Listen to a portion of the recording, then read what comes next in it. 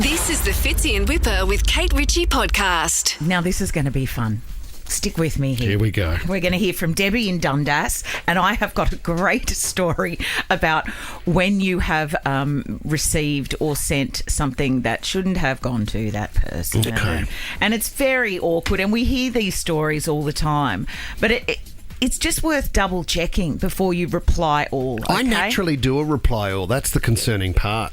I'm always a reply all guy. I'm surprised you haven't been in this kind of trouble. Well, I'm never inappropriate, so I don't know why you suggest I should be cancelled. I love to run the gauntlet sometimes. Oh, do you? Write the text message as quick as you can. There's a lot of confusion as you do it, and then you just send. You just send. Shoot it off. And now, okay.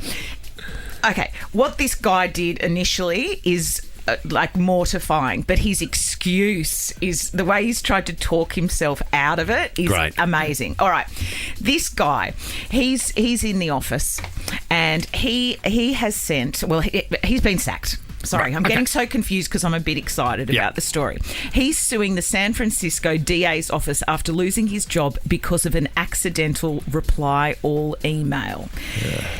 He's been sacked for 6 months, and it's come round, and he's thought, well, I've been dismissed. Yeah, and it's not fair. And I'm going to talk my way out of this, and I want people to hear it. So he sent a message to. He asked a married. Oh my God, I'm getting so confused. This is good. Because I don't know which part of it. He's basically done a reply all to the office and has asked a married woman within the office what colour her underpants were. That's not the wording. Well, I don't like that word, and I don't use that word. Yeah, panties.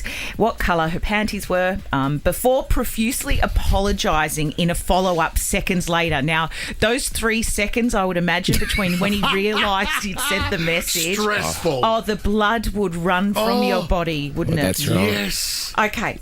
He's done it from the work, laptop. Everything about it What means colour that are your panties? Yeah.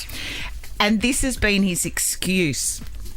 He was saying, this is what his lawyer is telling the courts, he shouldn't be sacked because he accidentally sent that message to the office and asked the married woman about the colour of her knickers. But what he was actually doing was he was in a text conversation with a friend of his who had recently lost his father, and to lighten the mood about the death, he just threw out, because they were old school friends, the way they normally talk to each other is, what colour are your panties? Oh, come on, that's not flying. That's not flying. Excuse. Oh, I love it. This is the lawyer. This is the wording.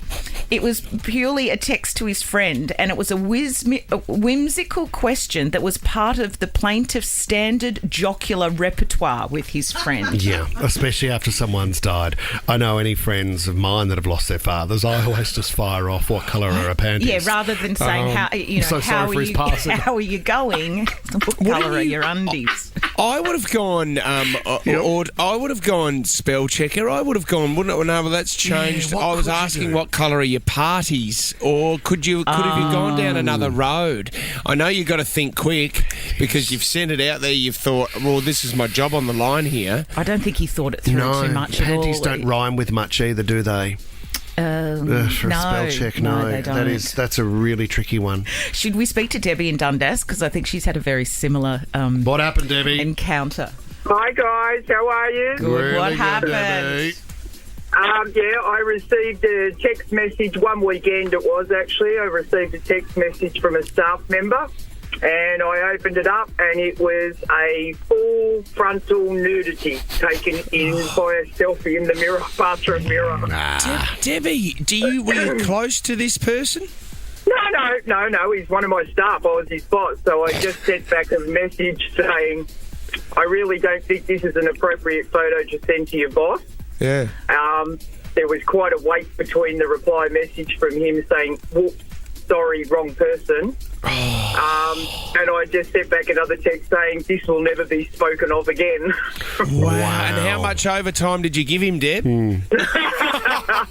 Was he looking for a pay rise, Debbie, or? The first Monday morning back was very awkward. I know. How do you recover from that kind of thing? But see, this is what I love about Debbie. That could be instant dismissal, without a doubt. But Debbie understands that this is a mistake. Yeah, but that's between that's between two people, and you can never speak of it again if you've accidentally sent it to the office. Yeah, but you know what? You've got that over that person the entire time. Yeah, you do. Give us a call if you have a similar story. Georgia, in the Oaks, you received the wrong message, Georgia? Yes, I received a message from a customer one night saying, "I love you." Oh, okay. So do you work in retail or somewhere?